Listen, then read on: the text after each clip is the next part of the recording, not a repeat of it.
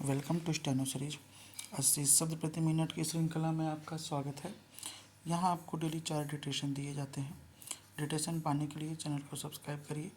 डिटेशन अच्छी लगे तो उसे ज़रूर लाइक करिए। डिटेशन स्टार्ट होगी 5 सेकेंड बाद। आज रेडी स्टार्ट।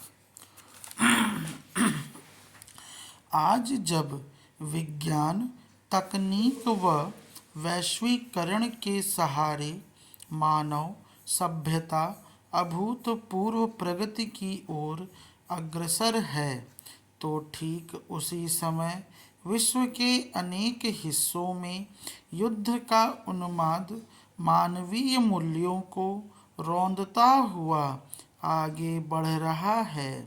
यह विरोधाभास पीड़ादायक है कि एक ओर मनुष्य अंतरिक्ष में नई सीमाएं खोज रहा है, कृत्रिम बुद्धिमत्ता के माध्यम से जीवन को सुगम बना रहा है, तो वहीं दूसरी ओर उसके भीतर हिंसा, प्रतिशोध और वर्चस्व की प्रवृत्तियां इतनी प्रबल हो उठी हैं कि वह अपने ही अस्तित्व के मूल आधार मानवता को नष्ट करने पर आमादा है।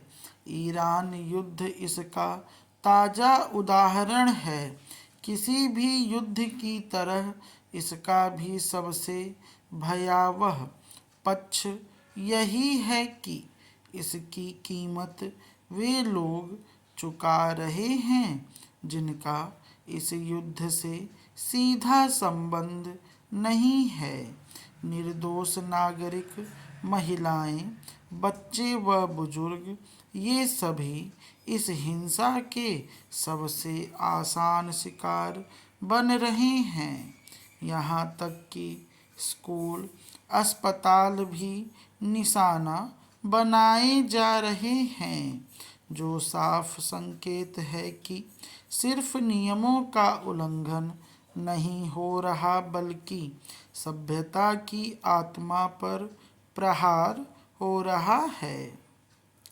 ऐसे में युद्ध को तुरंत खत्म करने की जरूरत स्वाभाविक ही महसूस की जा रही है। अंतर्राष्ट्रीय कानून और युद्ध संबंधी नियम, जिनको जिनेवा कन्वेंशन के माध्यम से स्थापित किया गया है, स्पष्ट रूप से यह कहते हैं कि युद्ध के दौरान नागरिकों, अस्पतालों और स्कूलों और शरणार्थी शिविरों को निशाना नहीं बनाया जाएगा, मगर अब तो निर्लज्जता के साथ ऐसा किया जा रहा है, जो चिंताजनक है। इस स्थिति में सबसे बड़ा प्रश्न यह है कि इस हिंसा को रोकने की जिम्मेदारी किसकी है? क्या यह सिर्फ अमेरिका और ईरान की जिम्मेदारी है? नहीं, वास्तव में यह सबकी जिम्मेदारी है।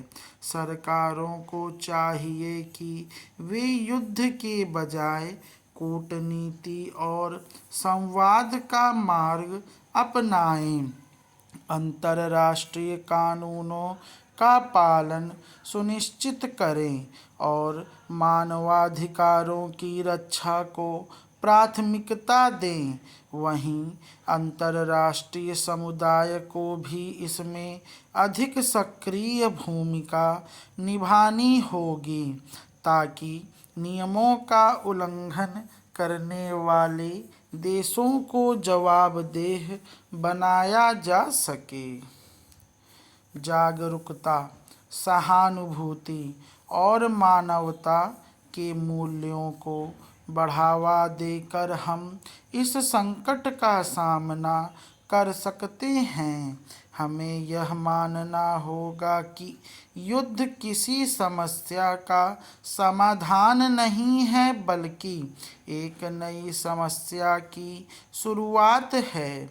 शांति केवल समझौतों से नहीं, बल्कि मानसिकता के परिवर्तन से आती है।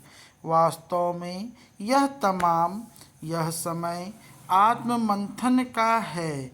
यदि मानवता को बचाना है तो हमें युद्ध के उन्माद से ऊपर उठकर शांति, सह अस्तित्व और करुणा के मार्ग को अपनाना होगा।